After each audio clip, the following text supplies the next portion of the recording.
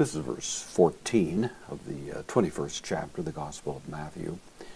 The triumphal entry has taken place. Jesus has gone to the temple to inspect it on Sunday. He comes back on Monday, cleanses the temple, driving out those who were collecting revenue off of the operation of the temple. And then Matthew adds notably, and he's the only gospel writer that actually adds this, and it's certainly for a purpose. He says, Kai, the connective prosailthone, from prosergamai, I come to. This is the third person plural, aorist active indicative, so they came to. Pros verbs will typically take the dative, so we have the dative here, indirect object, dative masculine, singular. They came to him. Who came to him? It's the subject of the verb, taphloi. This is blind men. Kai, connective, koloi, lame.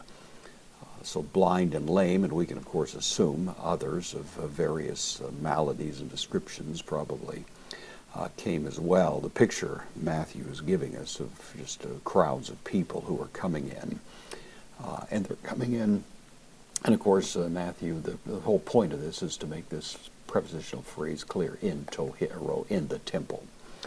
Jesus is not only driven out those who are collecting revenue, but he's doing what is supposed to happen in the temple, that is providing bounty, providing gracious gifts. And so he's operating in the messianic role here, precisely as Isaiah had predicted in Isaiah chapter 35.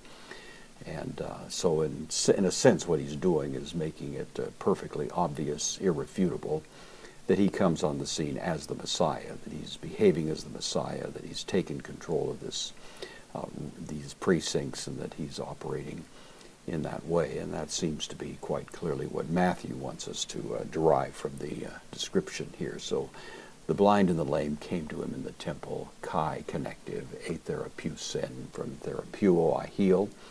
Third person singular, aorist active indicative, and he healed them. Impliedly, all of them. No case was too difficult for this one.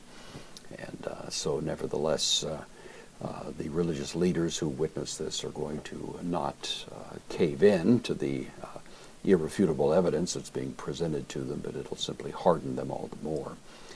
So their malice is directed not only at God's Messiah, but through him at God himself.